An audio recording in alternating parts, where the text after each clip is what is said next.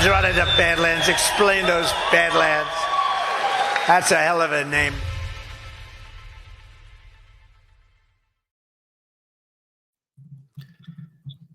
Welcome, everyone, to this week's episode of Breaking History. Gordon and I are very happy that we have a special guest who is joining us once again, Cynthia Chung, the renowned author of The Empire in Which the Black Sun Never Set, is engaged currently in another book, Volume 2 of this ongoing series on the deeper, lesser appreciated aspects of Operation Gladio, which is going to take us into the realms of the occult.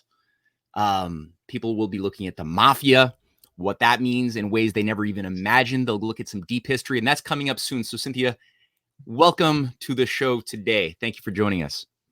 Really happy to be on. You guys are seriously one of my favorite shows, one of the best shows out there. Well, thank you. It's great to have you again. And that's not just because we're married. She actually means it. All right. So, look, today we've got a lot to go through. Gordon, I mean, you and I have been talking now for a while, really since last time we had Cynthia on months and months and months ago, about tackling the long-awaited Jesuit question, which I think that we both come to the agreement that it's really impossible to just address that in one shot. It really has to be developed in the course of a series of presentations. So I think what we're going to do today with Cynthia's work, some of which will be drawing upon works that have already been published, some of it has not yet been published, but Cynthia's going to present some material dealing with a good introduction to sort of set the stage in terms of what we're going to be drawing from, and also adding to in the coming weeks ahead that are going to take us into some fascinating stuff pertaining to global narcotics, the role of things like Vatican Bank, and a lot more. So before we do any of that stuff, and I know, Cynthia, you have a presentation that you've presented, after which we're going to just chat a little bit about some of that content. Let's listen to a word from today's sponsor, and that would be Mid-Atlantic. So here we are. If you're paying too much for your medical insurance, please consider calling Mid-Atlantic Business Alliance. For over 30 years, David and Jesse Becker have been helping self-employed individuals and small businesses get their best coverage at greatly reduced rates. With inflation cutting into our family budgets, there has never been a better time to see if David and Jesse Becker can help reduce your costs and get you better coverage. Mid-Atlantic Business Alliance now offers cutting-edge technology with the addition of concierge benefits for all of our members. It's like having a doctor in your pocket. All the insurance policies offered are PPOs, which cover both in-network and out-of-network charges, and having a great nationwide network like Cigna will help you keep your costs down to a minimum. If you are paying for your own medical insurance, give David a call at 609-577-8557 or visit badlandsmedia.tv/Becker. There are proven ways to substantially reduce your costs without sacrificing coverage. Call Mid-Atlantic Business Alliance to see if they can help. That's 609-577-8557 and badlandsmedia.tv/Becker. So with that, how would we like to approach today's introduction to the nefarious Vatican Bank? And let me say, before we actually do that, Cynthia, I thought up until very recently that the Vatican, like I think of the Vatican and I think of something that is a 2,000 or nearly 2,000-year-old institution, the Catholic Church. And I had kind of thought naively that the Vatican Bank must be hundreds of years old at least. And it was really just in your research that this very obvious fact struck that, no, this is a brand spanking new institution, but it does play a very big role within the broader machinery of this, that does bring in the Knights of Malta, the Jesuits, and other weird, wacky stuff that is so important if we're going to wrap our minds around the issue of what is the Mafia, the Italian Mafia, what is fascism, what's behind the drug problem 100 years ago, or even today's fentanyl problems. We can't answer any of these things unless we have a multifaceted, holistic picture that takes into consideration a lot of the dynamics that you've been digging up. So, I don't know. How would you like to handle it? Well, as you said, I have a slideshow because I know that it's a lot of information to go through, and I know personally myself, when I have images, it sticks in the mind a lot better. And I'm not expecting anyone to follow everything I'm going to go through in this presentation because it's months of research, and people can always go to my Substack Through Glass Darkly, Cynthia Chung, for further details, because I'm going to be skimming through a lot because it is like a huge chunk of history that I'm going to go over, but I'll focus, in the end on 20th century Gladio stuff, Vietnam War. What was the Vietnam War really about? The role of the Jesuits in the Vietnam War, and that sort of thing. And just to note, the Vatican Bank is a fairly new institute, but you could say that things like the Templars had served as that function earlier on, where the Templars were apparently the first bank in London. And they had set up a system where, the Crusaders could take out funds if they were in Jerusalem or on their way to Jerusalem. There were other stations so that they wouldn't have to carry all of their wealth with them. And this was a system that clearly was in service to the Vatican to a certain point, and other functions were continued through Knights of Malta type stuff and all of this, which I'll cover summarily in this. So I don't know if we want to just jump in, and then we can maybe talk a little bit afterwards. Yeah, absolutely. I think just jump right into your presentation. I'm very curious to see what you have to go through. Agreed. Okay, cool. So you're going to control slides? No, you can actually do that. I can control the slides. If it's ready here, I've just launched it onto the stage. This is the first okay. slide that is acknowledged, right? Okay. And you can just go through slide to slide now, I think. Okay, great. Yeah. So it's interesting to note, I'm sure a lot of people that watch your show are aware that the Knights of Malta are still very influential in today's world. There were a lot of the top, CIA clandestine warfare people, Gladio people, who were Knights of Malta, members of Knights of Malta. Reinhard Gehlen, too, who was the former Nazi. So Don't mind me. Well, Sorry. Hello. I just realized that the audio is not the right audio.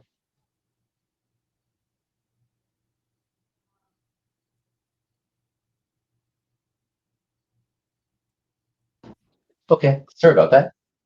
All good? okay. Yeah, so Reinhard Gehlen, too, who was a Nazi intelligence chief, pretty much as soon as World War II was over, he was incorporated into Gladio and, became in charge of basically Western German intelligence. All of these people are members of the Knights of Malta. So in this map, what's interesting is that I started to realize that the areas where the Mafia brotherhoods would also start actually overlap a lot with what would be the Knights of Malta sort of trail. And there's a clear Crusader connection with the Mafia. And, oftentimes you'll even hear the Mafia as kind of like the Knights Code, or, there's kind of like an honor code that's chivalrous of the Mafia brotherhood, or at least they like you to think that they have such a code. And it's, again, very much clearly influenced by the Crusaders. Again, this is not enough time to go over this in this presentation, but I have as part one to my series on the Knights of Malta, the Scottish Rite French Connection series, that the first Mafia Brotherhood started in Spain, and it was pretty much hand in hand with the Spanish Inquisition. And the Benedictine order, which was in charge of, establishing the Templars and the Knights Hospitaller that would become the Knights of Malta, they also had their knight orders in Spain, which I can't remember the names off the top of my head. And these were also working with the Mafia Brotherhoods in Spain. So that was the first Mafia Brotherhood. They then went to Naples and then Palermo. And Malta would have a lot of direct influence with Palermo specifically. And you have even Freemasonry that was directly tied with the Knights of Malta. So when the modern Freemasonry came out in 1717, you had Britain, the Netherlands, France, who were among the first. Malta was actually one of those. And it was established by the Knights of St. John of Jerusalem, pretty much, the Knights of Malta. And the membership was like 2/3 the Knights of Malta, and then the rest were Catholic priests. So this whole thing of like the Vatican having said, no to their members being Freemasons, that was clearly not happening in Malta. So there's all that interesting stuff, but again, it's too much to go over in this talk, but people should be aware of it. So Blessed Jared, he's the guy that basically of the Benedictine order. He was a Grand Master of the Knights of Malta, basically, when he kind of like revived them. And the Amalfi, this is where he was based. This is a very important location. It's also near Naples, which is where you would again get the second Mafia Brotherhood from Spain directly to Naples. You had members of the Spanish Mafia Brotherhood who came in and they implemented the initiation rites, all of the codes and everything in Naples, which had a straight carry over into Palermo as well, which would be the base for the Sicilian Mafia. So Amalfi was also a very interesting cult center, and that's where Tiberius's temple is, right, Matt? It was in it's off the coast of Malta, and the Isle of Capri. Yeah, so there's all that weirdness. And then Capri is also another cult center that Matt has done a lot of work on, the Sibyl Attis type stuff. A lot of celebrities still go to Capri to get initiated into some very weird stuff. You wouldn't think that it's so nefarious with all of those hearts. I know, it's unfortunately that was the best map I could find, despite the distracting hearts in there. So I pretty much went over everything there for that slide. The Knights of Malta would actually be given their kind of recognition by the King of Spain, and they had to send a Maltese falcon to the King of Spain every year. This was like in 1530. The King of Spain allowed them to have their headquarters in Malta, and it's weird because it was All Hallows Eve was the time that they would send this Maltese falcon every year. I don't fully understand the significance. This is a picture of, there's a whole bunch of these in the St. John's Co-Cathedral in Valletta, Malta, and it's the tombstones of the Crusaders, and they have a whole bunch of weird symbology with these tombstones as well. Is this what we're looking at now? Is a tombstone from a Crusader? Yeah. Yeah, this is of one of the tombstone covers at the St. John's Cathedral. So this is from this is pre Malta, like when it was still the Knights Hospitaller or the Knights of St. John of Jerusalem, or is this after it became the Knights of Malta? Probably before that, right? Because this is after the Crusades. It's these are the cadavers that were linked to the Order of the Knights of Hospitaller. Okay. But I don't know more about the information. It was based off of a siege at Malta, and there were 400 knights that fell. And the cathedral was built between 1572 and 1577. So these knights were from the Great Siege of Malta, and they were buried elsewhere, but they were later reinterred into this structure.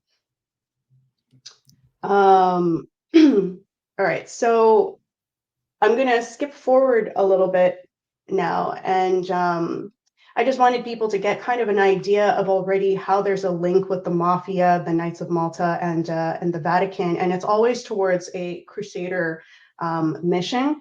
Can I just add one quick thing before you go? Go ahead. Is it in your research? I had read that when the Templars were taken down and annihilated in 1314 or whatever, that their assets, including their banking interests, were confiscated and then given over to the Knights Hospitaller as a pseudo rival order, but maybe not so much a rival.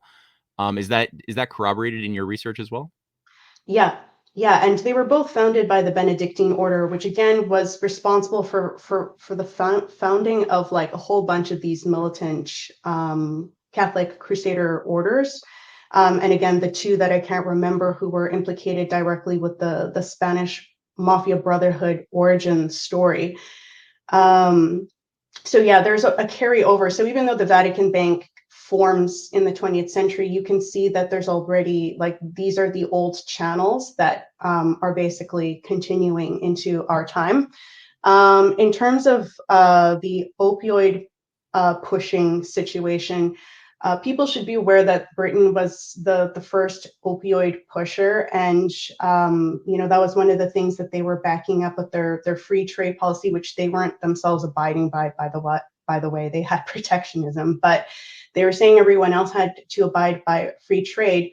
And one of the things was they had a huge cotton monopoly. That was one of the reasons why southern United States had their slave cotton plantations. That was actually in service to the British Empire's cotton industry.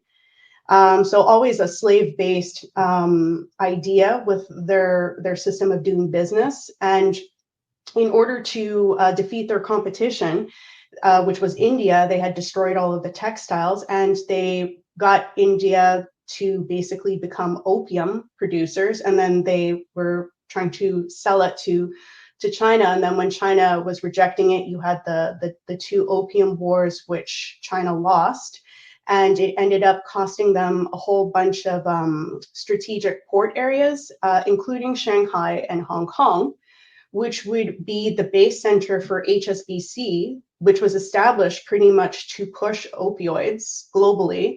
And it's still in function today. I'm going to go over a few things that HSBC has been caught guilty of very recently in terms of opioid pushing.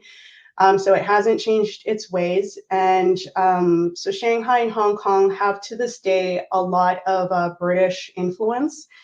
People should know that Hong Kong, when China lost the Opium War, Hong Kong was basically under lease to Britain. It was pretty much a British colony for 99 years, and it was only released back to China in 1997.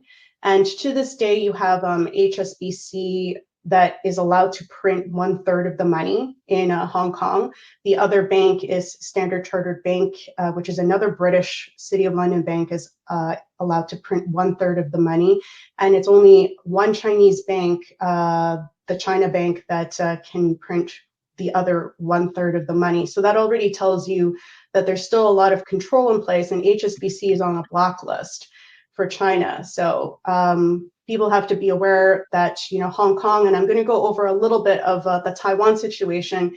They have not been in the jurisdiction of mainland Chinese government for a very long time. And in the case of Taiwan, it's still an issue. And we're going to find out that Taiwan is actually one of the bases for where the drugs are coming out, and Hong Kong. So it's very important for us to be aware of that.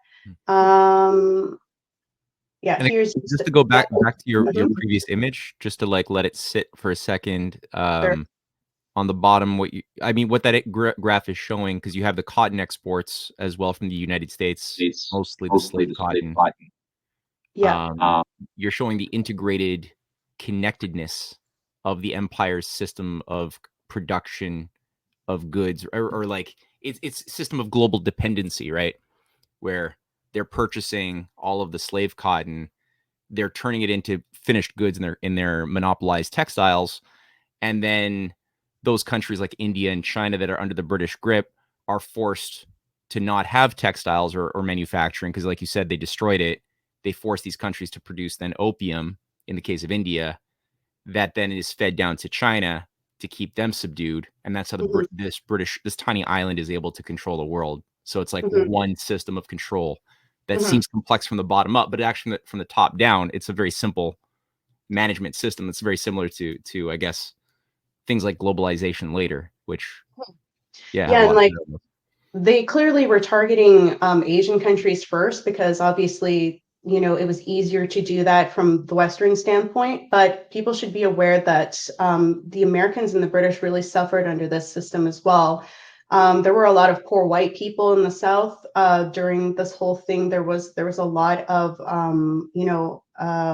economic disparity, actually, amongst white people as well. And it was a system that was detrimental to everybody that was in that system. And in the case of Britain, you had really bad factory conditions. And there were a lot of women and children who had basically no choice but to work in these cotton factories. And the cotton would get, like in the air, so that you would have no choice but to breathe it in, and it would start to, stuff into the lungs, and people would slowly suffocate. And children were put into these situations as well. So it really was a system that destroys everybody involved in it. And this is just an example of a Hong Kong bill that has been printed by HSBC, just to make the point again. And this is the location of Shanghai and Hong Kong, circled in black, to show just the strategic locations, because the British, they were a maritime power, so the ports are everything. And the Crusaders also, were really into the ports. And we're going to see that the Sicilian Mafia would also be given strategic port locations. So Peter Dale Scott, he's a well-respected researcher, and I just wanted to quote him. This was his amazing foreword in Henrik Kruger's The Great Heroin Coup. And he is making the point that it's the Kuomintang regime in China, which I'll explain in a moment what that is, was perhaps the best example of political manipulation of the narcotics traffic under the guise of an opium suppression campaign. Very similar to what we would see in the United States with Nixon's war on drugs. It was never a true war on drugs, but it was an excuse to, kind of be able to have military and secret, clandestine things happening. And it was a ruse basically sold to Westerners because Asians knew what was going on. So this was to finance both a political and an intelligence apparatus under General Tai Li, who was working for Chiang Kai-shek. And I will explain this in a moment. But this money went to basically fund the secret police of the Kuomintang, the police state. And then Lansdale continues to say that it was this practice after World War II to a number of other WACL countries, which is the World Anti-Communist League member countries and groups. So today, at the time this was written in 1980, there is a cause to fear that Nixon's super agency, the Drug Enforcement Administration, has, like other narcotics enforcement agencies before it, come to use corrupt personnel who are actually part of the drug traffic as part of a covert war against revolution. Wow, those are quite the statement from Peter Dale Scott. So Kuomintang is basically, I don't have any pictures, unfortunately, because I put this up very quickly, but people have to realize that China was actually in a civil war between 1927 and 1949, pretty much. And Chiang Kai-shek was the leader of the Kuomintang, and it was the Communist Party of China under Mao Zedong who were fighting against each other. People should also realize that there were a lot of communists that were originally in Kuomintang under Sun Yat-sen, who is the father of the Republic of China. But when Sun Yat-sen died, Chiang Kai-shek, who was more of a warlord mentality, he had hired gangs like the Green Gang and the Triads to slaughter communist members. And that's when the start of the Civil War began. When Chiang Kai-shek lost that war, he had to basically go to Taiwan, which is an island.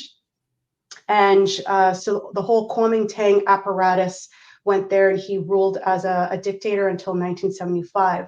So a lot of researchers like Peter Dale Scott, Douglas Valentine, have all corroborated that it is the Kuomintang who, and I'm going to talk a little bit more about it, who worked with the OSS and the CIA. It was the Kuomintang who was backing Chiang Kai-shek, who was the one involved with the opiates trafficking as a way to fund his war against communist China.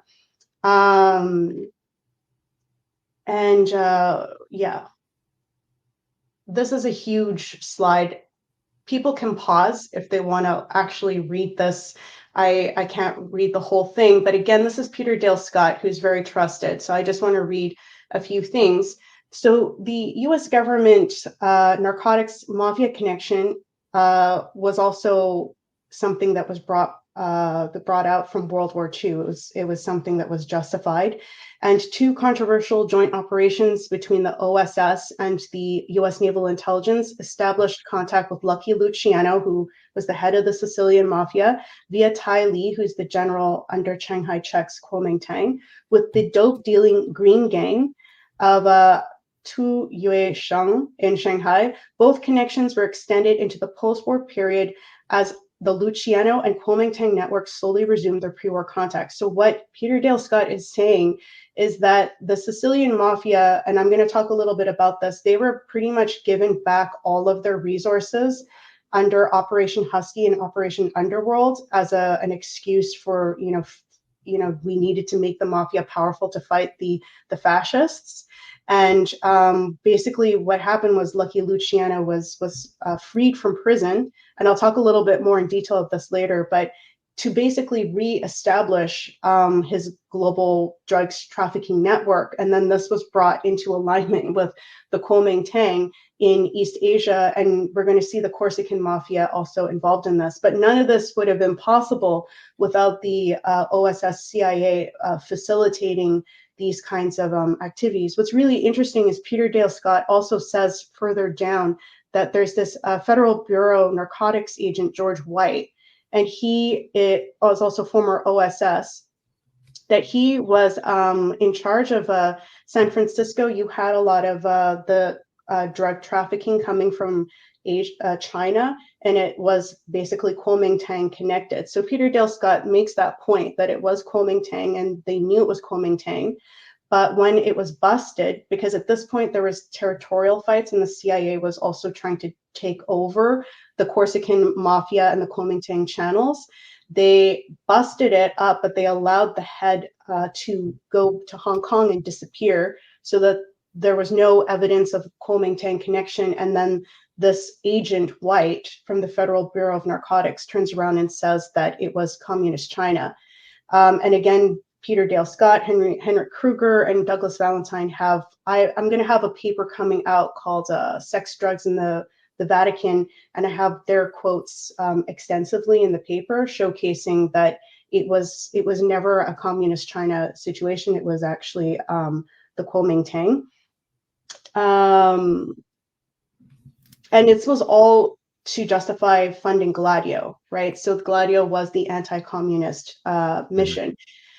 I just noticed in the previous quote that you had up that it mentioned something on MK Ultra and how this George White character, who's in charge of the Federal Bureau of Narcotics, is also overseeing an MK Ultra project. Can you say something about that? Since I mean that's the whole massive brainwashing operation by the CIA that brought in LSD and all the drugs that shaped the counterculture. So that seems relevant. Yeah. So that's like highlighted pretty much in the middle in bold that White worked closely with the CIA in the post-war years and under Federal Bureau of Narcotics cover, ran one of their LSD experiments in Project MK Ultra.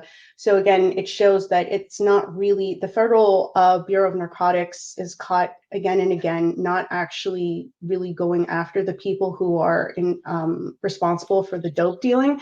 And then the fact that White is also involved in drug experimentation with mind control just shows that it's not looking good, in terms of the intention with these people. Gordon, go for it. Well, and the other thing I'll add, the other color I'll add to that is that Whitey Bulger, who was like the head, like an Irish mobster. They made a movie. They made several movies about him, like Hollywood has. He, I believe, if I have my facts correct, was part of the original Stanford MK Ultra experiments. Like he was one of the 10 or so people that I think the original 10 people. And if I'm not mistaken, I believe One Flew Over the Cuckoo's Nest was about that group. I think that's right. Somebody fact check me on that. But Whitey Bulger was part of it, and the other guy was what was his name? The guy from the electric fluid acid test. Kim Kesey, I believe it was. Kim Kesey and the traveling. They're definitely connected to One Flew Over the Cuckoo's Nest. Yeah, the Misfits or whatever. Yes, yeah, and those, for those who don't know, those are the people who during the 60s went across the country, or mostly California and like the West, like Western United States, and passed out LSD to everyone and basically started the hippie movement. But Whitey Bulger was part of that original group. He went on to become like the most notorious Irish gangster, like in modern times, in Boston. And then I'll also point out that Lucky Luciano with Meyer Lansky, who ran the Kosher Nostra, the Jewish Mafia, together they created what was called Murder Inc., which was like an actual organization of assassins who murdered hundreds and hundreds of people. And the Murder Inc. they reported to a group called the National Crime Syndicate. That's what the media branded it as. But basically the National Crime Syndicate was all the different ethnic mafias, like the Jewish Mafia, the Italian Mafia, the Irish Mafia, all of them basically came together to form one giant super group.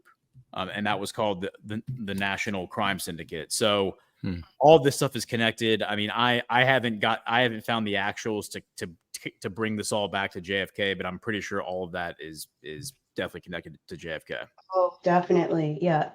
Yeah. And there's weird, like wandering bishops, connection as well to the JFK, ring around his assassination and all this. Which is basically what my whole point of volume 2 is, to try to get at more of an understanding of this whole thing that was responsible for killing Kennedy. But for sure, I completely agree with that. And last thing, to make it like contemporary, of course, to like obfuscate that whole thing, when they created like rap, like modern rap music, one of like the big rap groups they created, or record labels or something, was called Murder Inc. So like if you go and you try to look up Murder Inc., you get taken to like rap music, like contemporary rap music. But I'm pretty sure they were just like mocking the whole thing. They're like, oh yeah, and they're like, Murder Inc. was this like very, very highly sophisticated like assassination program.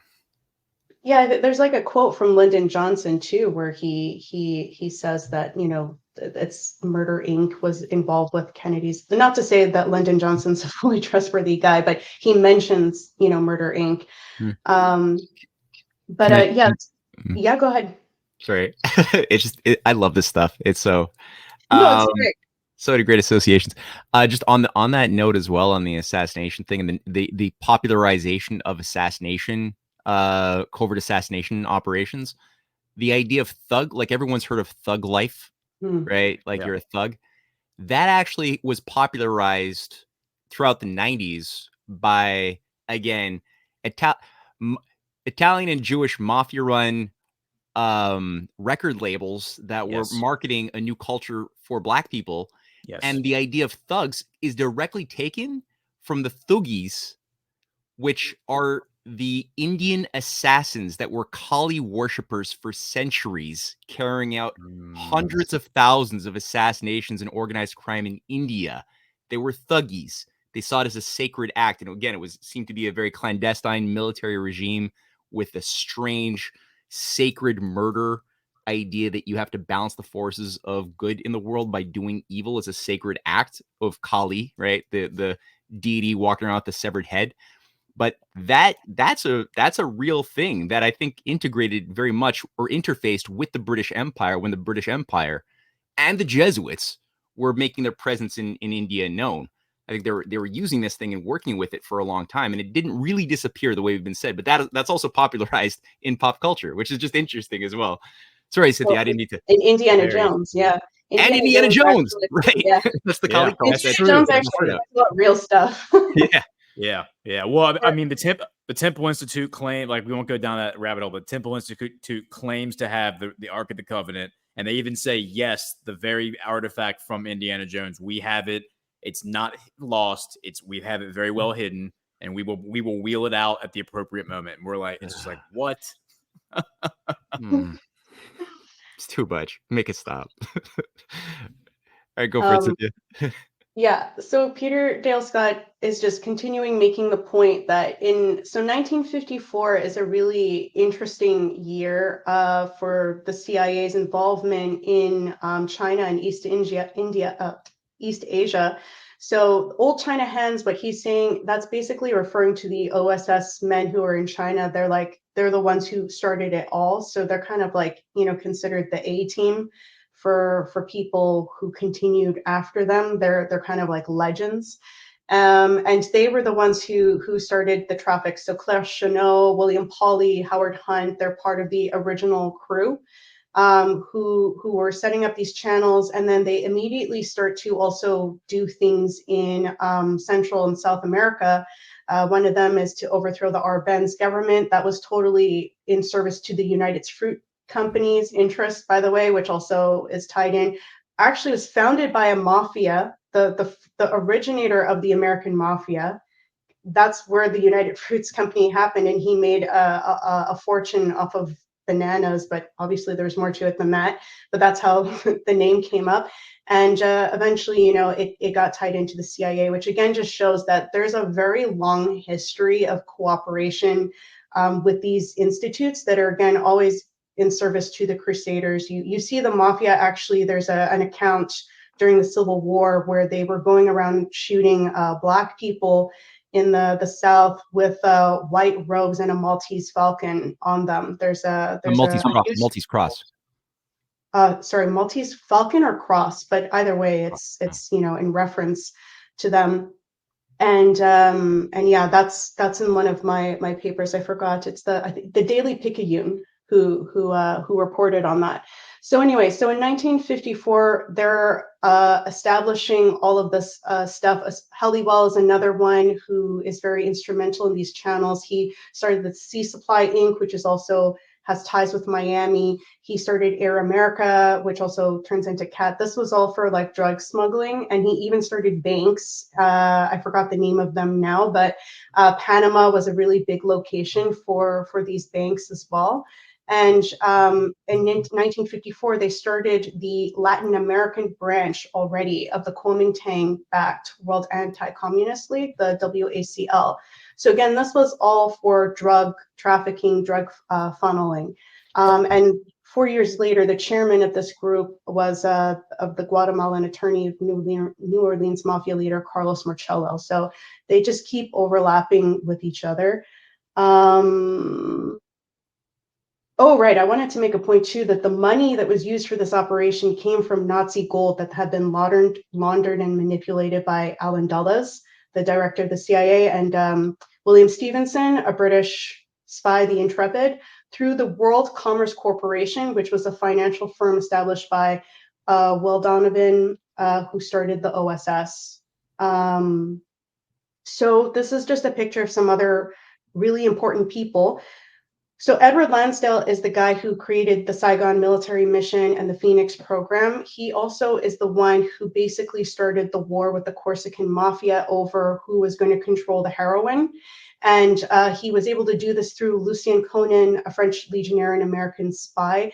The Corsican mafia thought that, Lucien Conan was someone that they could trust, and he knew where everything was located, and he allowed Lansdale to basically do a takeover. That was one of the main reasons for the Vietnam War was this, although there were other things like what I talked about last time I was on the show in terms of the Phoenix program being the first Orwellian police state that they would use, and then they would bring into South America under Operation Condor, which is all part of the Gladio apparatus.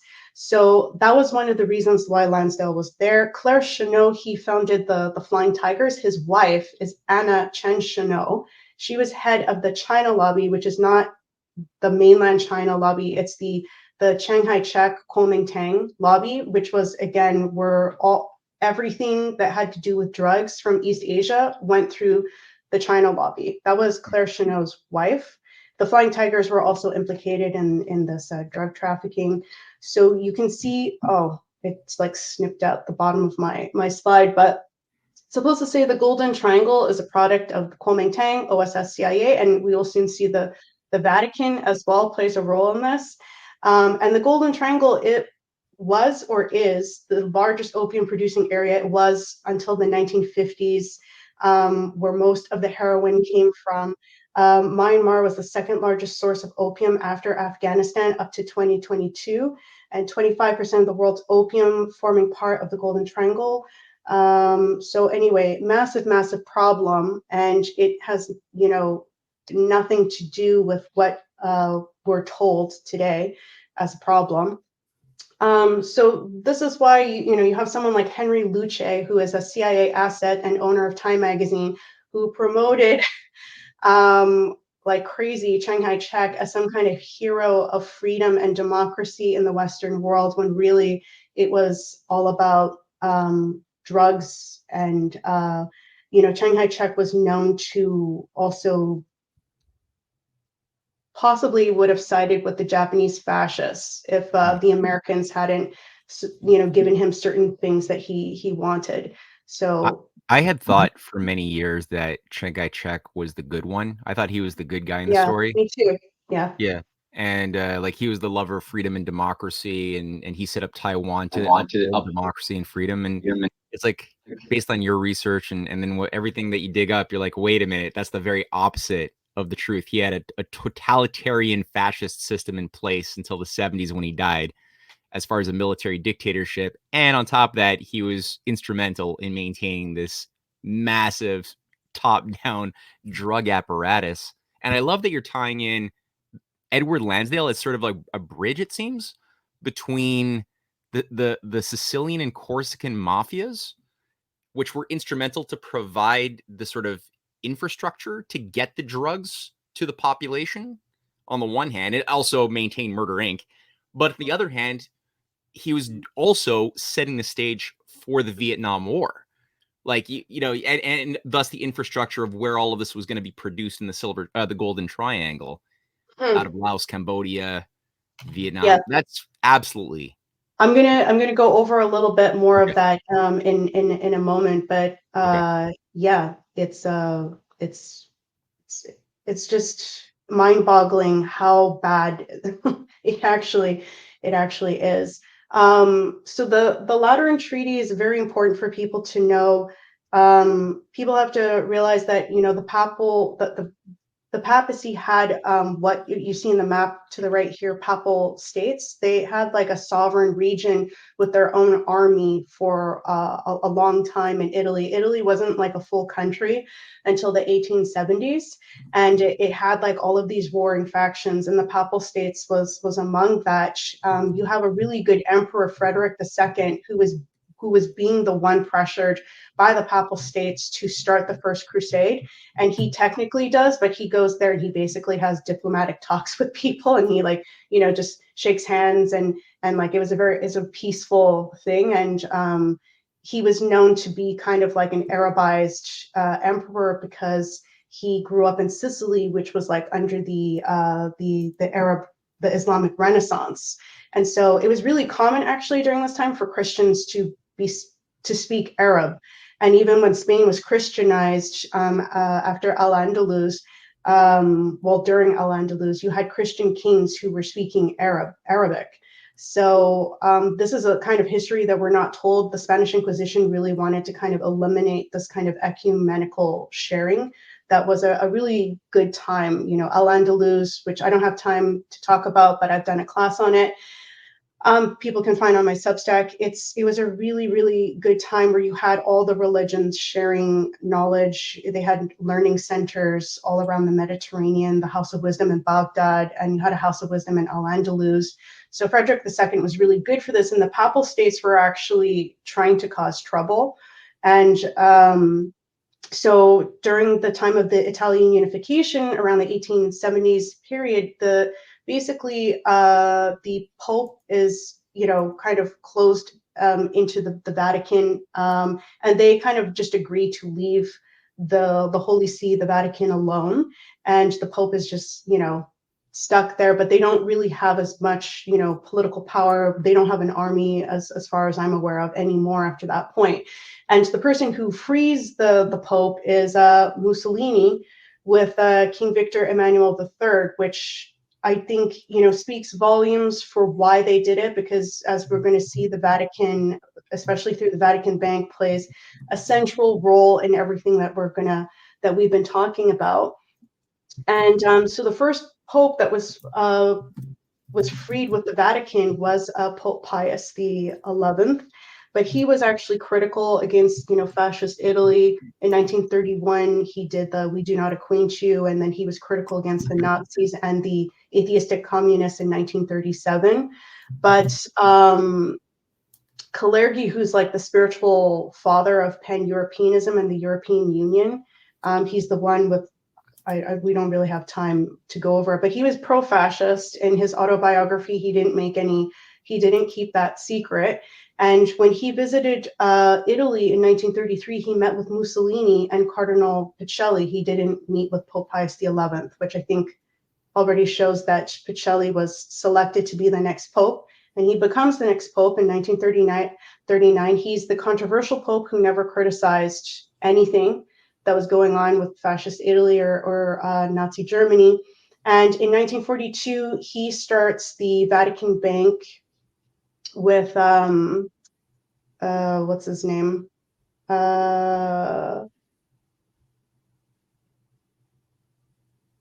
Bernardino Nogara, who's the financial advisor for the Vatican. So the Vatican Bank is otherwise known as the IOR. It's the Istituto per l'Opera de Religione, which is like the Institute for Religious Works of the Vatican. And this has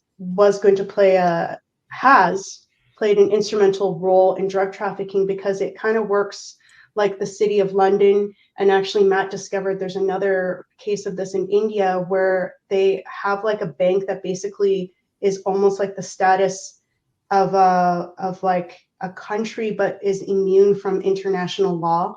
There's nothing that, it doesn't have to answer to anything. And I'll maybe go into a little bit of that shortly. You guys feel free to interrupt me, by the way, at any point. I'm just trying to go through as much information as possible before we talk about it. Yeah, absolutely. Okay. And the thing in India, it was Adyar, India, as a sort of City of London type of supranational private city, which obviously, as soon as you create these sorts of structures that are tied into, and this is why the Theosophists, I think with Madame Blavatsky, selected Adyar, India to be the headquarters of the Theosophists as well. It creates a system of control, whereas you've been pointing out, there's no oversight. There's no nation that can hold accountable what goes on in the City of London as a private institution, or in this case, it seems as though Adyar also is untouchable, but not in the way that the caste system freaks would like, but they're literally untouchable, which makes them elite, ironically. And now the Vatican City as well, or the Vatican Bank, also would participate, it seems, in this untouchability factor, that you're above any type of authority that could rein you in or keep tabs on what your transactions are, which is obviously very useful if you want a world run by criminals. Yeah, and that's, I don't think I explained that properly. The Lateran Treaty gave the Vatican its sovereignty back. So that was what Mussolini and the pro-fascist King Emmanuel III gave back to the Vatican. And if you look at the history of the Papal States, it was not a good presence, in Italy.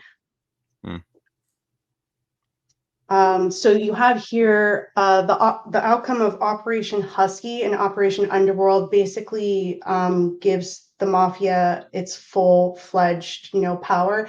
And I feel like, they often play both sides because, if you really know how World War II is being played, there were a lot of pro-fascists that were on the Allied side, including people like Alan Dulles very clearly. And many others were actually for a fascist outcome.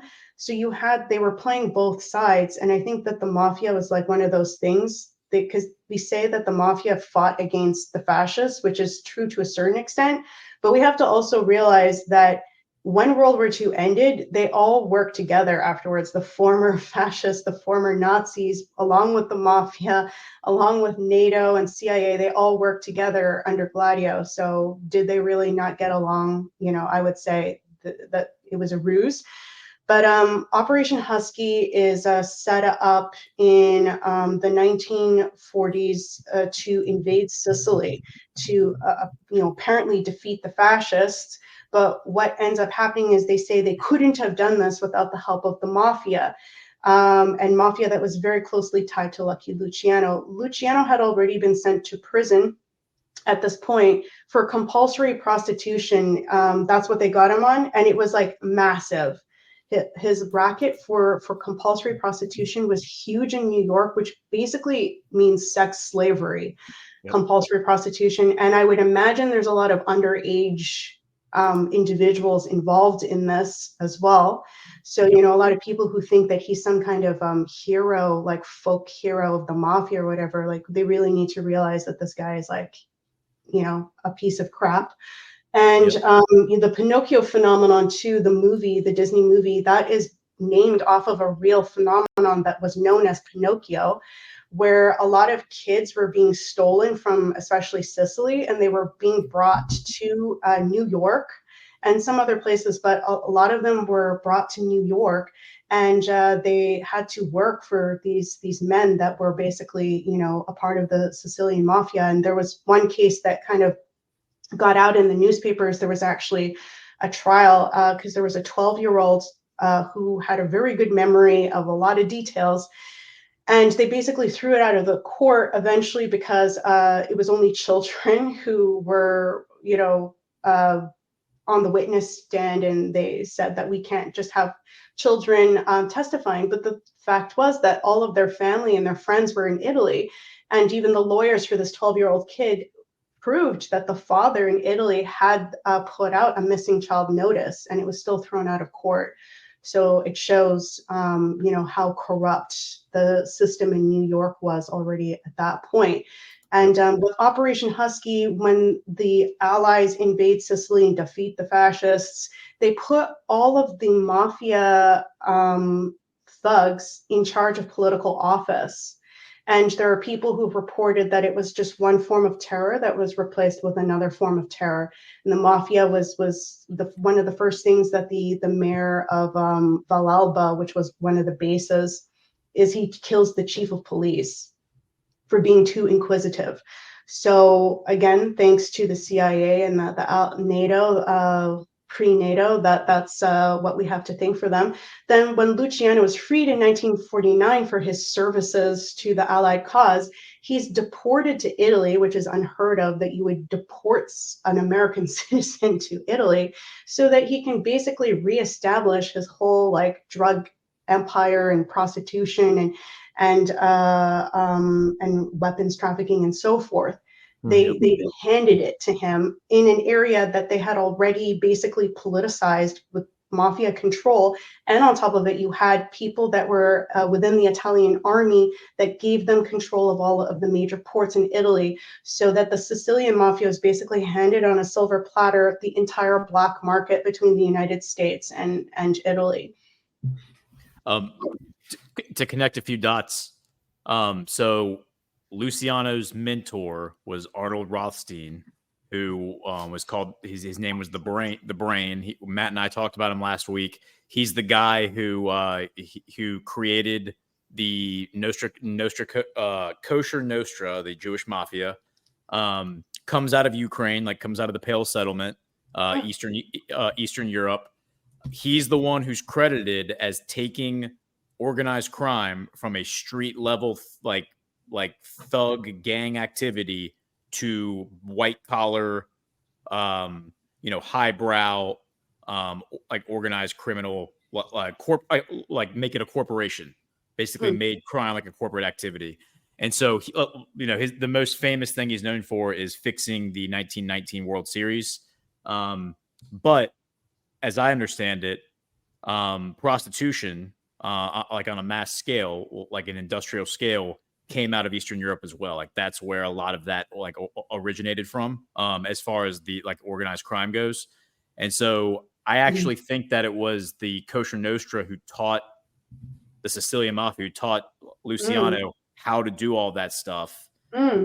when you think about how that whole operation, the original Operation Gladio happened, where they were shipping weapons to Sicily, and then the guys on the ground were distributing the weapons, and then causing the uprisings against the fascists.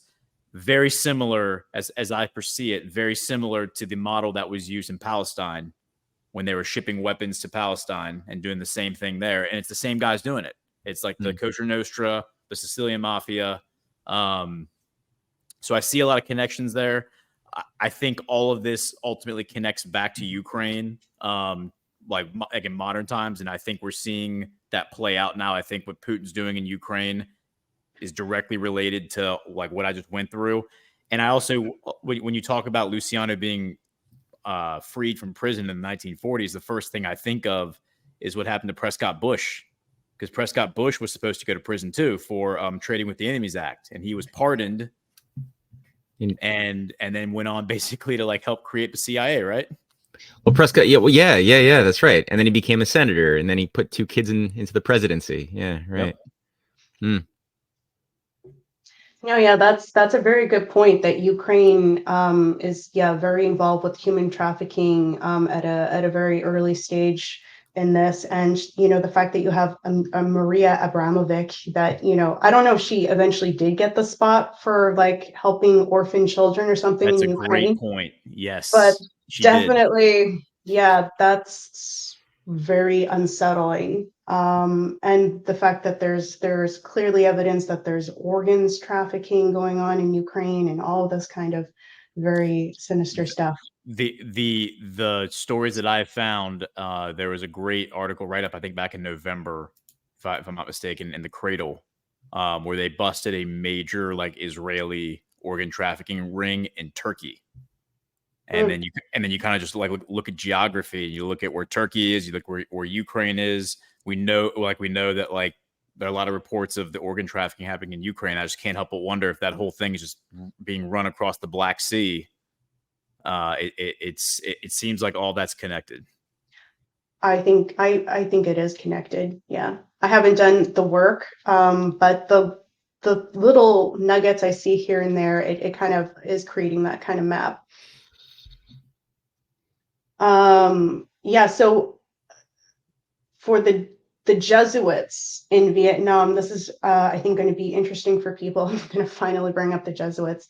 So the French presence in Vietnam was thanks to the Jesuits who came in, and people should be aware that the Jesuits were not just coming in for spiritual, religious reasons, but the Jesuits were very business oriented. They were totally into facilitating French imperial business and obviously clearly business for the Vatican in these areas. And it was the Jesuits who were instrumental in the 1940s and the 1950s in terms of starting trouble with Vietnam.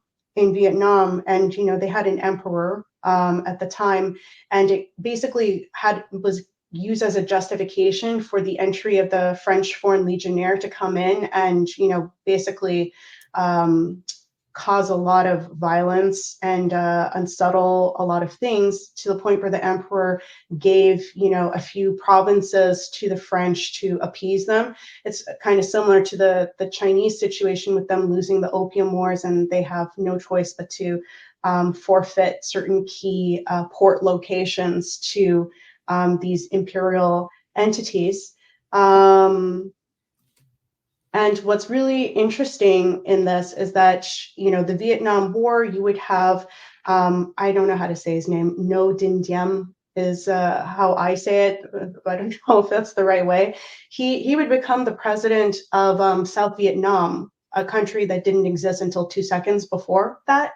And it was all in reaction to what the Ho Chi Minh was doing in North Vietnam.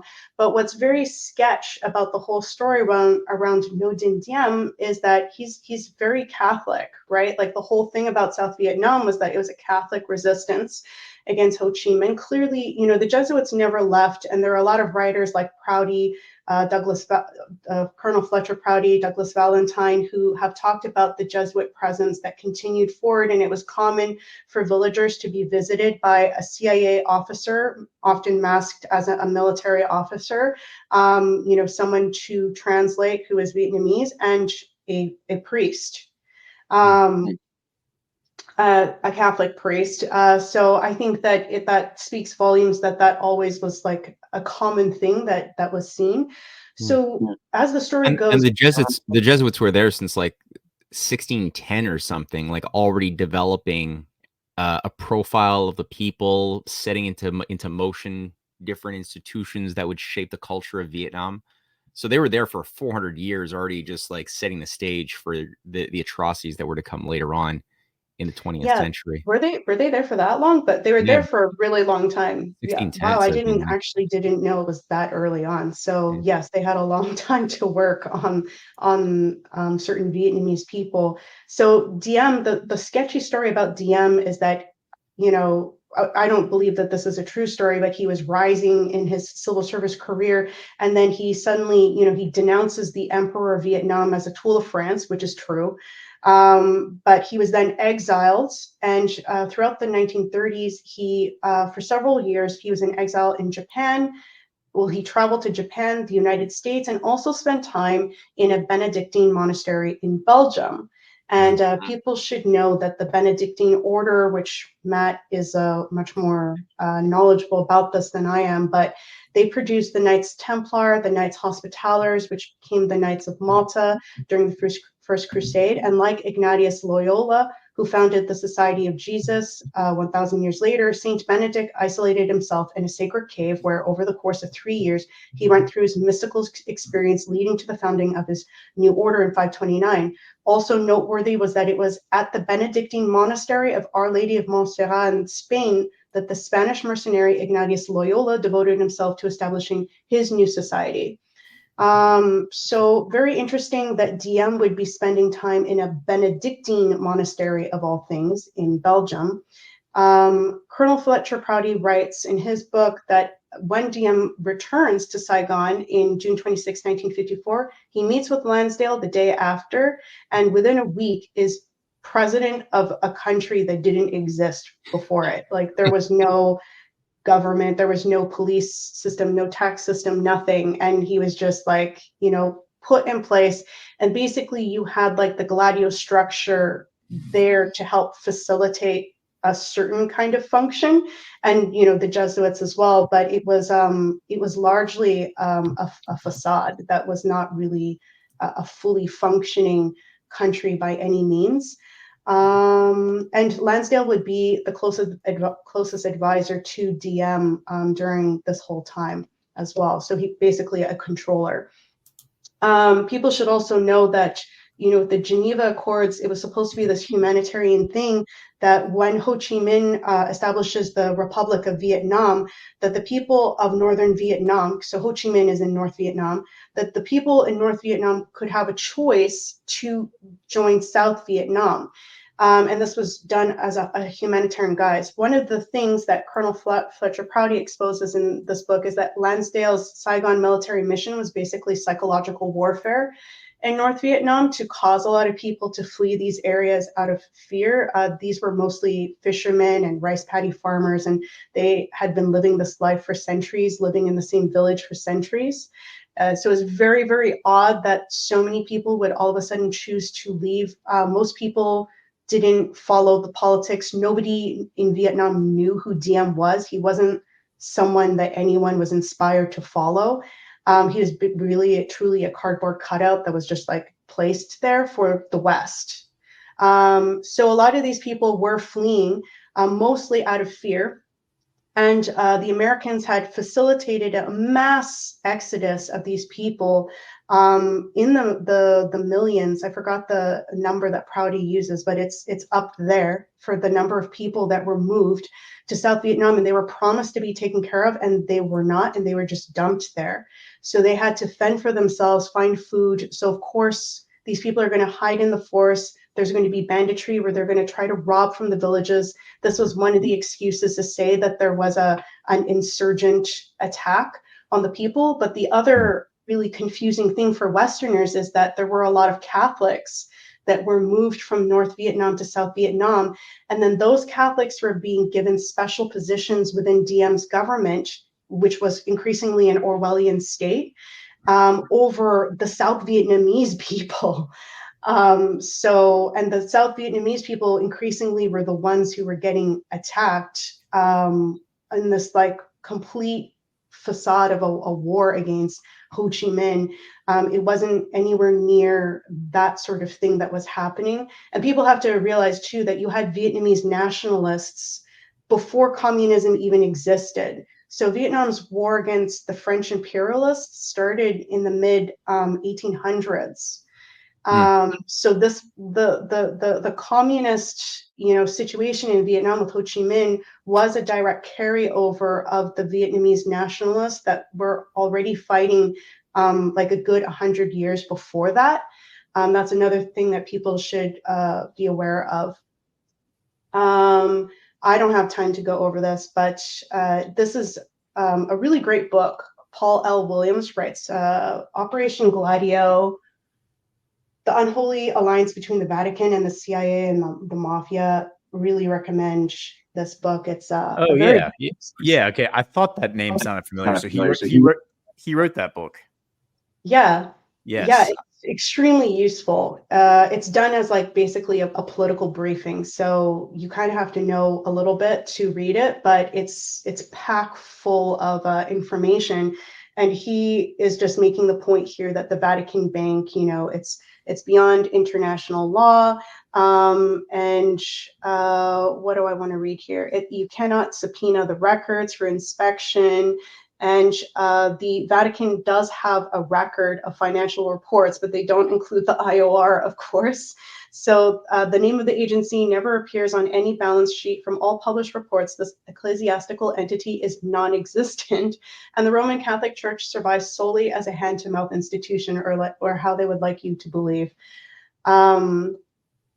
And again, this is Williams just continuing with some very good observations, which I don't have time to go over, but again, just showcasing further how the Sicilian Mafia, the OSS, CIA, and the Vatican are very clearly working together in these channels. And I have only like 2 slides left or so.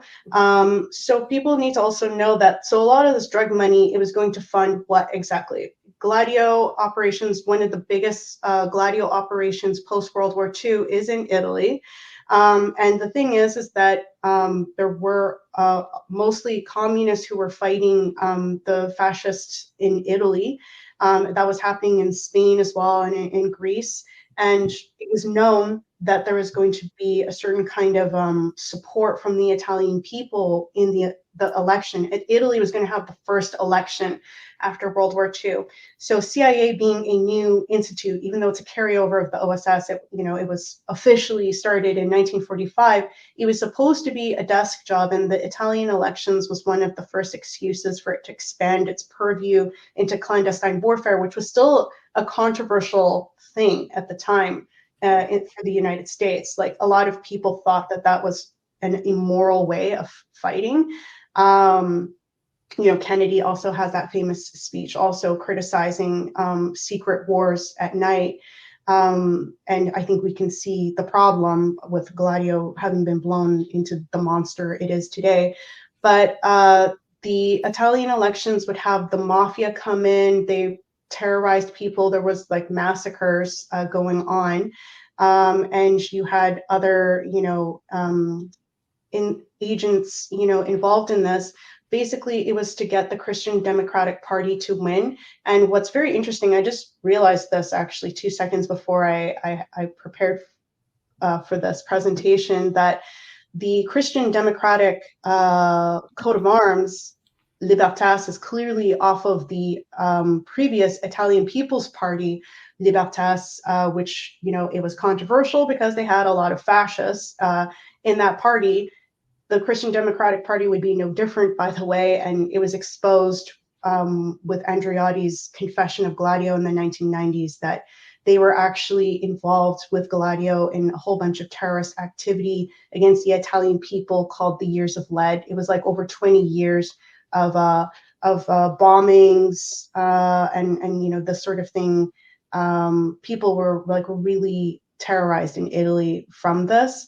But what's interesting is that it's clearly from the what is this?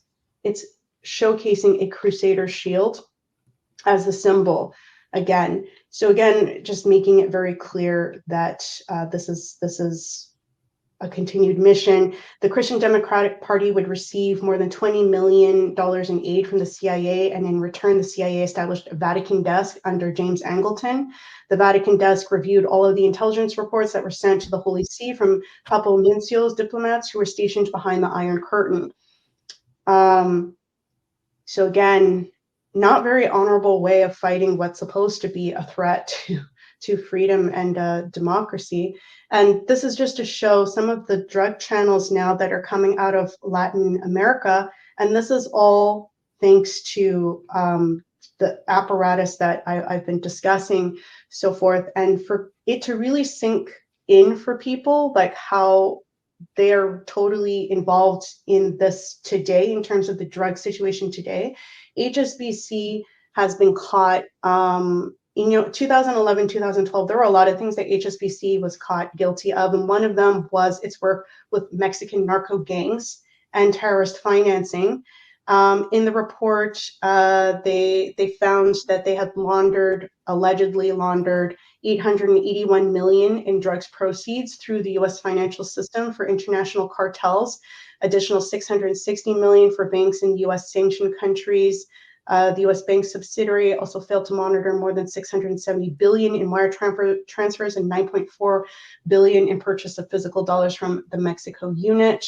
HSBC acknowledged that for years it had ignored the warning signs that drug cartels in Mexico were using its branches to launder millions of dollars.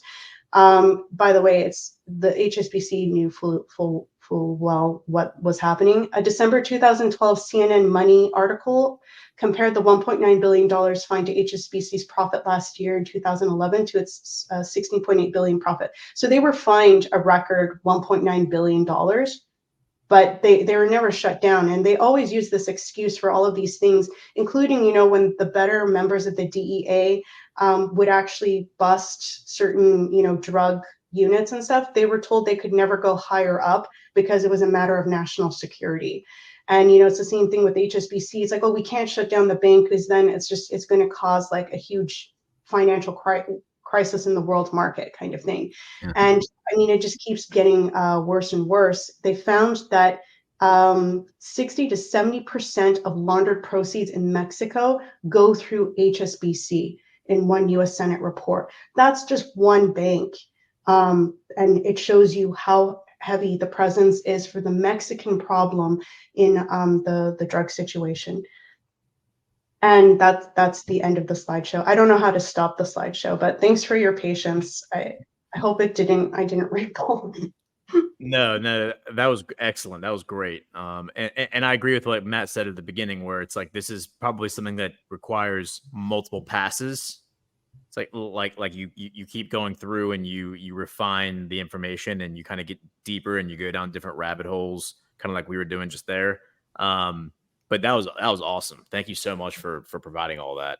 And the information you shared at the end, that's about HSBC. Warhamster Brady has talked many times to me about HSBC, and he'll be listening to this right now when this airs, and I know he'll probably text me. And it's like, HSBC, there is so much nefarious laundering. Like they're a giant laundering network, basically. That bank is a huge laundering network for them. Yeah. I mean, they were set up for that purpose, to be opioid, pushers, and they have stuck to that mandate. And it's really something that, if you look at their record of how many times they've been like implicated in things publicly, and yet this bank is still somehow managing an air of respectability, is just crazy.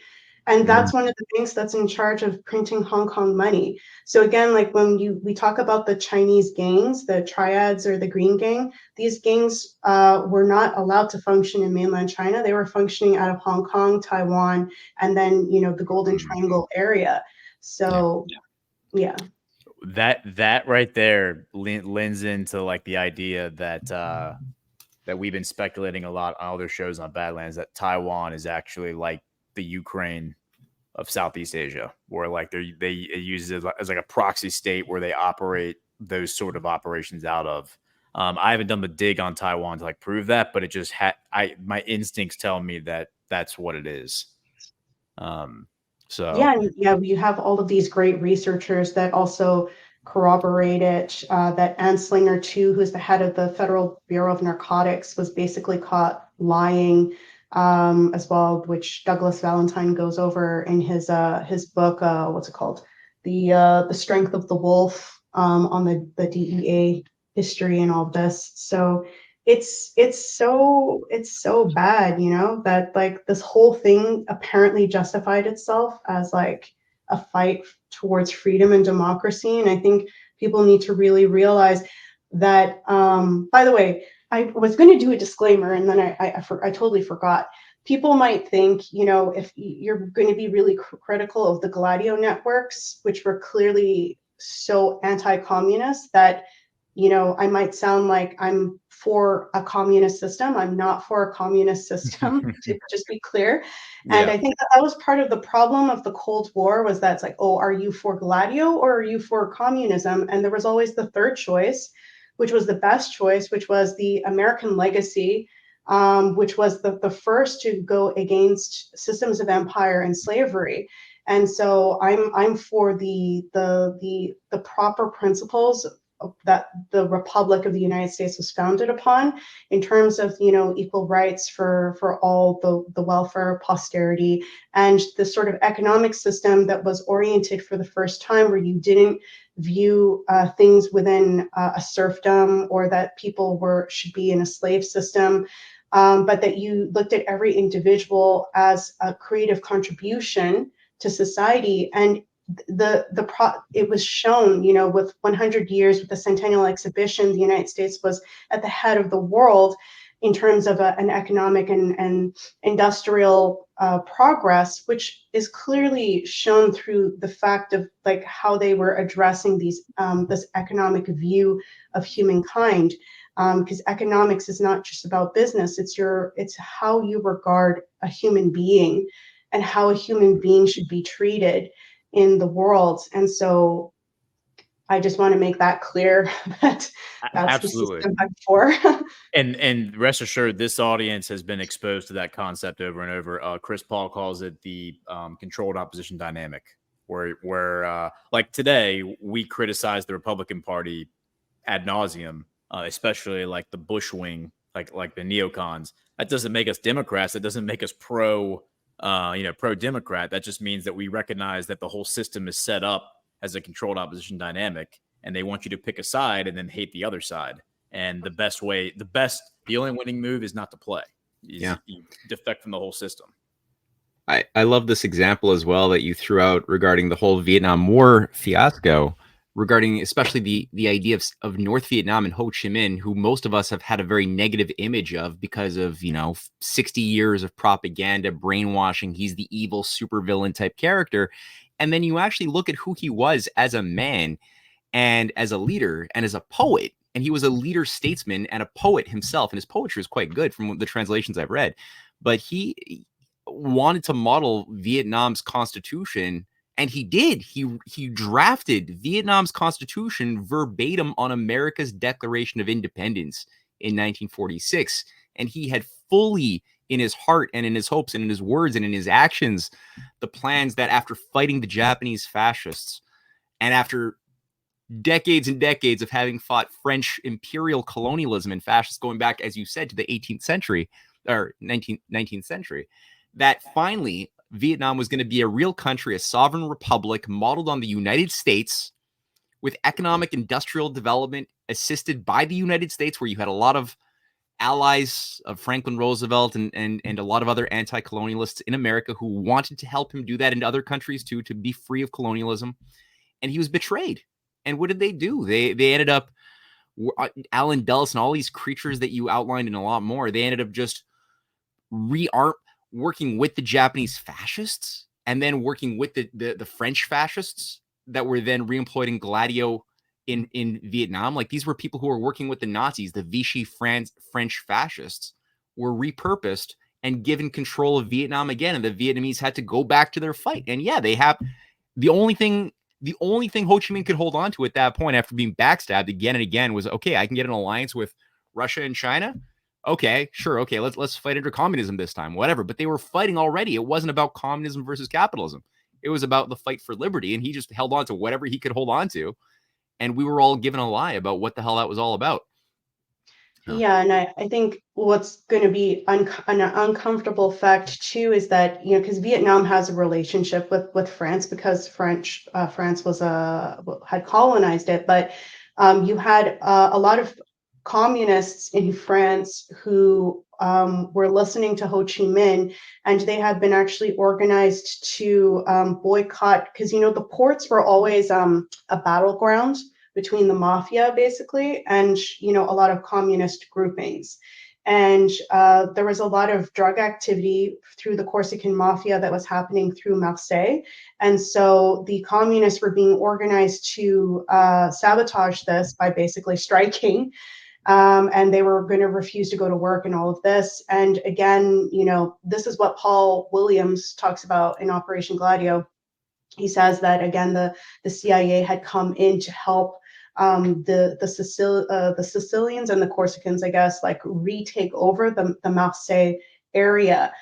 So again, it's like, it's just to say that the communists are not as villainous. I still, again, don't agree with the overall system, but it's just so bad, like, what we've used to justify the Cold War. Like, people should really realize that the Cold War has not done anything for the welfare of, like, democracy or civil rights, you know, human rights. It's been used, as you were mentioning, Gordon, to get people to accept a police state situation, like 9/11 too, right? 9/11 was used to justify a police state that's pretty much still underway in the United States. Yeah. And by people getting sucked into thinking it's this, like, over the top, ghoulish, you know, villain that's, like, cartoonish almost, that they portray, and you're not actually looking at the source of the problem, which is in your own backyard. These kinds of Cold War antics are what constantly are used to take away your civil liberties, because they say, well, for national security, we can't give you your civil liberty. Yeah. Like, and the very things they're using right now, they're weaponizing right now against all of us, is the Patriot Act. It's like that's exactly what they're using against us. And real quick on the Vietnam War, we talked about earlier about you know, the correlation between the mob and the CIA and even, like, popular culture. You know, the guy who was the head of the carrier battle group in the Gulf of Tonkin was George Stephen Morrison. His son, Jim Morrison, was the lead singer of the Doors. Yeah, that's a fact. That's a fact. He's the one who escalated the Gulf of Tonkin and created, basically gave Lyndon B. Johnson the authority or the validation to escalate the Vietnam War. And that was Jim Morrison's father, the singer of the Doors. Cynthia, didn't you have something? Oh, sorry, go on. Yeah. Well, I was just going to say, and it goes over, I'm sure you guys have talked about this, how they have this weird thing where they sacrifice, you know, their sons to these things. Like, a lot of people in the military, you see their children are, like, used as, like, expendable tools.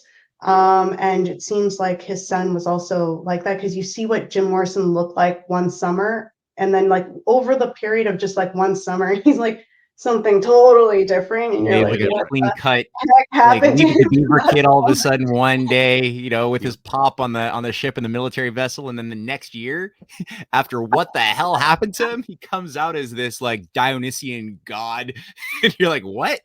On heroin, you're doing spasms on the stage. Like, how'd that happen? What did they do to you? Yeah, just so everyone understands, that's Jim Morrison right there. Right. That is the lead singer of the Doors in 1964. As 1964, and that's the lead singer of the Doors. Yeah. And it was wild because he had all of these songs that have become legendary. He came out of nowhere and just had all of these like songs already written for him. It seems he was like a package, but he was put through something where he did see himself as like a god figure. He had some sort of like messianic, because I actually read a biography about him when I was younger, like in high school, and he definitely had some sort of like god complex or messianic complex. Probably MK Ultra. I mean, he probably was put through something like that. As did Charles Manson, who read the book Chaos, the CIA and Charles Manson, and he also was not a bad songwriter and singer. Actually, you listen to his recordings; it's not terrible in the sense, but he also had a god complex. He had a little cult that did some bad things, but always controlled by the CIA and was always part of the whole Scientology MK Ultra complex from the get go.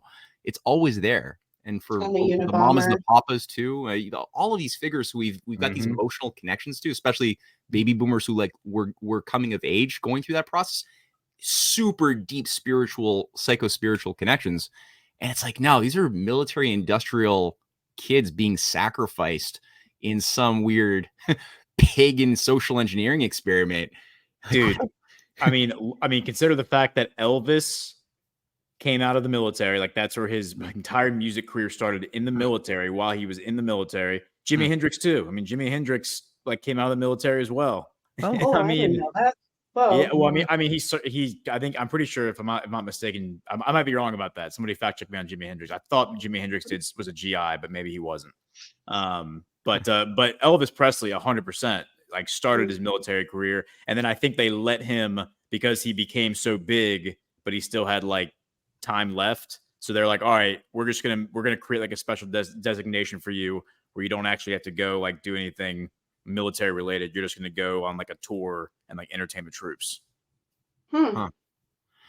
Cynthia, didn't you have some research that you pulled up regarding the infusion of the narcotics and drug culture as early as like the 1940s, 50s, like black jazz culture as well? That was because it's sort of like it reminded me of what they did with the crack cocaine culture to try to like influence Black America as going through the cocaine age and into the thug life 90s and beyond, always managed by these Jewish Italian mafiosos who are really ironically super racist and hate Black people, but they're like shaping the culture. And it's like these same things were already doing it back in the jazz den days. But what can you say anything about that? Harlem was the first justified place for them to start pumping the heroin through these networks into the United States. And it was justified because of racist reasons. It's Black expendable people. And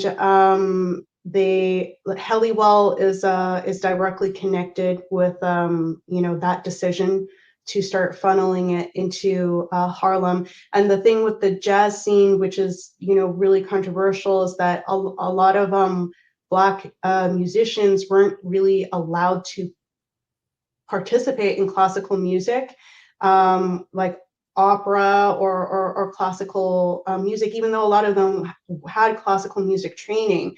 And it's not to say that all jazz is like not good or anything, but there was clearly a culture that was being created around the jazz scene, which was heavy into drugs and sex. And it was like really sexualized and ultimately, bestialized. And there was a lot of like weirdness too, like the Cotton Club in Harlem, which was considered the like aristocratic I forgot what they're called, but aristocratic something. And basically a lot of white people would go to this club to see like Black performers as if like you're visiting a zoo, and like you can, you know, have the experience and take your drugs and everything, but then you can leave and, you know, go back to your nice area of the neighborhood. And these people were just subjected to that life. And so a lot of really good musicians like Charlie Parker and Billie Holiday, I like these people, but they got really bad heroin addictions, and they died from their heroin use, which was really pushed heavily on people in Harlem. Yeah, and that's also where like what informed or what inspired like Elvis Presley. Like Elvis Presley, it was like the jazz, it was gospel, like that's what led to him. So and the Beatles were heavily influenced by Black American music, like of like the 1930s, 1940s. So it's like this stuff, like you can see direct connections between how they cultivated. They took what you just described, and then they basically said, all right, we're going to repackage this for like for the masses and put it on television in the form of Elvis Presley, and then later the Beatles. And then that was the start of like American popular culture. And then that leads ultimately to like gangster rap of like the 90s, what you talked about earlier, Matt. Yeah. Exactly. Like that's the thing that people need to realize is that, I mean, it was for Black and white musicians, that it was heavily controlled. Like your lyrics, if your lyrics weren't what they wanted, you know, they were going to change the lyrics. They were going to tell you to change the music even. So if you wanted to have a career, and the music labels still today are like very, very tightly controlled for the image they want you. So it's not an organic phenomenon. You're not getting the creativity of the artist. You're getting a manufactured product that was chosen for you to shape the culture that they want to see. And so again, a lot of drug heavy emphasis and all of this, it was controlled by the CIA and everything to encourage this level of drugs. So it wasn't a liberation of any sort. Like you were actually becoming more entrapped into this form of slavery. Yeah, I was listening to, I think it was Roseanne Barr and Ice Cube who were having a conversation, a podcast. And yeah, Ice Cube, I think that was the podcast I was listening to. But anyway, it was Ice Cube going through just that very thing, just describing how he didn't have the freedom to compose or the lyrics that he actually had in his heart when he got into studio. Once you sign the record label and you go into studio to record, they give you, or at least they nudge you very seriously into very specific themes that they want you to rap about, and you're not allowed to actually express yourself in an honest, authentic way because you've signed your soul away to the label. And that is specifically being done because, again, you look at like a lot of the motifs, like even walking around with pants like down so people could see your ass, you know, like that became cool. But where did that come from? Well, that came from prison culture. Yeah, you weren't allowed to wear a belt in prison, right? For obvious reasons that you might commit suicide or use it as a weapon. So people's pants tend to fall pretty low in prison. And, you know, these, again, racist mafiosos who are the executives of these labels trying to think like, how do we market an image for that people will even pay money for, starting in that, I mean, probably before the 90s. Let's market the prison culture. So they'll want to mimic prison life, thug life, Murder Inc., all of these things that they will then pay money for and mold their hearts and ideals and around, right? And how they think of what their meaning is. It's about, you know, sex. It's about like how much bling you've got. Like normal human sentiments are not going to be accessible to these people who will thus be buying into their own slavery, thinking that that's their freedom. And they were doing that with, they called it what? Blaxploitation in the 70s, right? They called it blaxploitation, and that became the culture of a lot of Black people who thought, yeah, that's my culture. It's like, that's not what they just, the name already says what it is. And the last thing I'll just say is it kind of reminds me as well of the young women. A lot of young women today are being told, oh, if you want to really emancipate yourself, have as much sex as you possibly can, you know, like even getting into, sometimes this even goes into like goth witchcraft. It goes into like really whorish stuff. That all of a sudden your ability to be a whore becomes your freedom. Yep. It's like who's laughing at you, right? Total inversion. It's total inversion. Yeah. And like the stuff that Kanye West got himself in trouble for a couple of years ago for talking about, like the Jewish oligarchy that he claimed controlled the music industry. Ice Cube said the exact same thing 30 years ago in 1994. There's a video that's floating around X that you can go find of him saying the exact same thing and saying how he had like these people would come into the room and they basically would tell them what to do and control them. And, he was part of a group called NWA that started the entire gangster rap movement. And they recently, a few years ago, like Hollywood made a movie about like a biopic about those guys and that entire movement. But years ago, like 10 or 15, maybe even 20 years ago, Hollywood made like a fictionalized version of it called CB4. That was a total fictionalization, but basically the plot of the movie, they used to play it like on VH1 and MTV all the time. But the fictionalized version was that these 4 nice, like suburban black kids who were like totally normal, had aspirations to, be famous or whatever. And then they were like, all right, well, here's what you're going to do. And the music executive comes in and says, all right, we're going to dress you up. We're going to put you in this gangster clothing. And the kids are well-spoken and articulate. And like, they're even like classically trained in music and all that stuff. And they're like, all right, here you're going to do the, like all the stuff that you would imagine with like gangster rap. Like you're going to say all this stuff and they go into character and they do it on, and it was, in my opinion, it was Hollywood like doing like a ritual, being like, we are telling you the truth through fiction, through artwork. We're telling you exactly how we do this. It was crazy. Like in hindsight, I'm looking at that and I'm like, that movie was complete disclosure on how it actually works. Wow. Did you hear about that movie, Cynthia? No, but Tupac was known, I think, for being classically trained. Yep. Yeah. Shakespeare ballet. Tupac actually performed ballet and he performed Shakespeare. He was super eloquent, very high level culture, and they just pulled him in with seductive promises of money, fame, and just women. And he bought into it and he became a conduit. There are videos of Tupac when he's like 18, 19 years old speaking. And if you listen to it, it's like he doesn't sound like Tupac Shakur. He sound like you take that and then you compare it to like Tupac a few years later and you're like, dude, he's playing a character. There's no way that those two are the same people. Because he looks like, I mean, like, I'll be honest, it's like he looks like a gay man. He sounds like a gay man. Doesn't mean he was, but that's what he sounds like when he's speaking. And he's wearing like a pink shirt and he's sitting there and he has like, and he's making like, and I'm like, dude, what? How is this Tupac Shakur? But that is Tupac. It's crazy, man. It's absolutely crazy. Yeah, I mean, we can have like a whole. We can keep on talking because we're all passionate about this so deeply because it's so important. Like when you start digging into things, at first you're looking at the conspiracy element of things and you're piecing things together. But at a certain point, you're like, how is this all possible? How are they getting away with this? After so many generations and so much information readily available to anybody looking at it with half a brain, how could this go unseen or unreacted to? And you're like, it's the culture. It's the culture. That's the thing.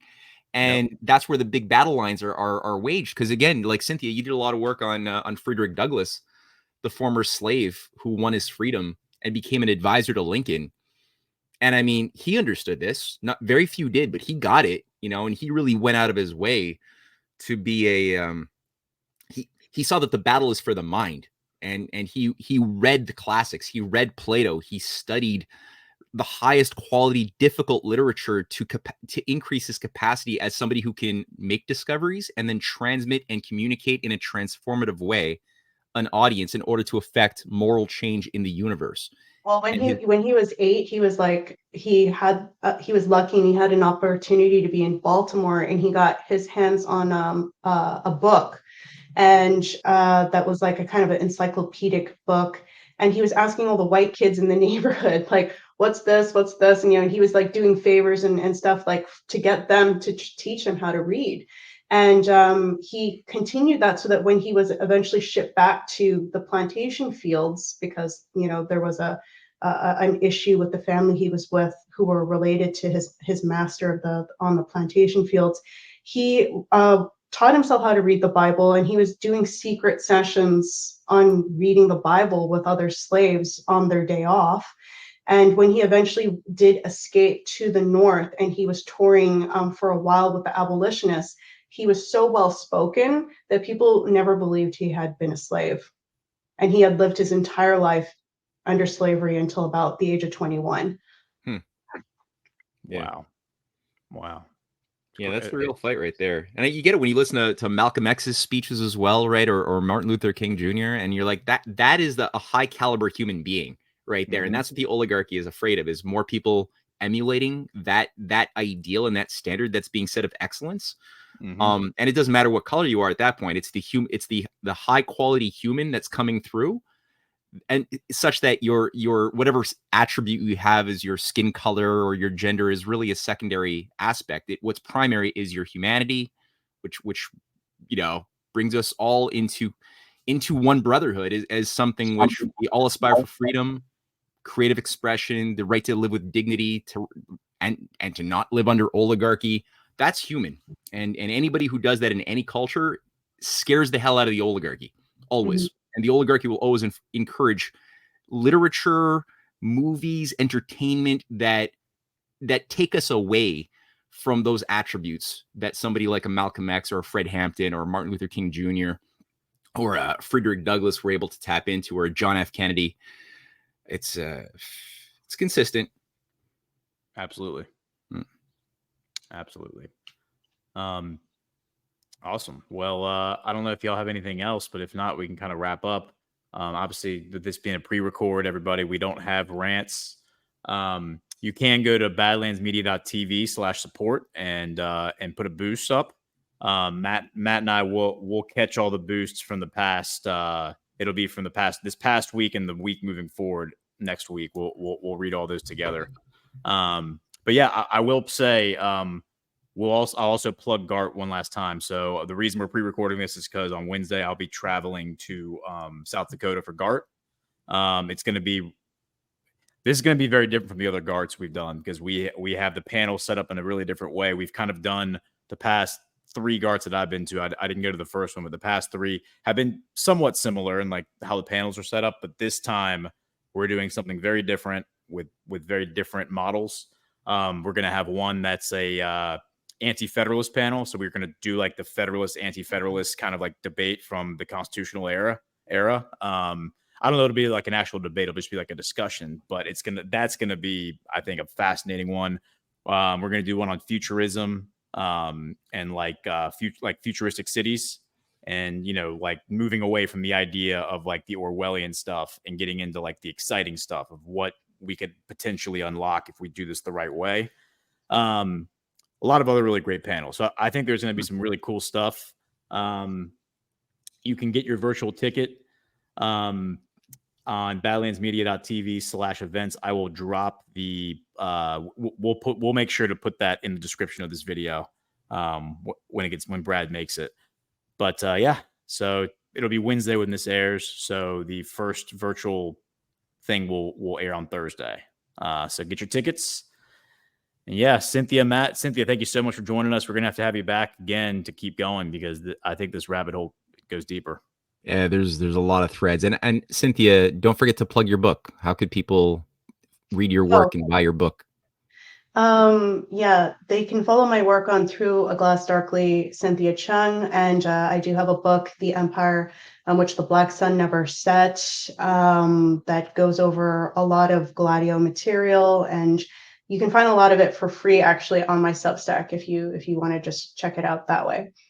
All right, that'll be in the description box or in the comment section. People can find those things. So thank you, Cynthia. Guys, this is fun. Looking forward really fun. It's crazy how we go from talking about the Jesuits to talking about Tupac Shakur, but we did it. So it was natural. It made sense. Yeah. Yeah. Tupac in a pink shirt. Tupac in a pink shirt, speaking with like a lisp, which that video will blow your mind if you watch it. You'll be like, wow, all of American culture is fake. Wow. Mind blowing. All right. Thanks, guys. All right. Till next week.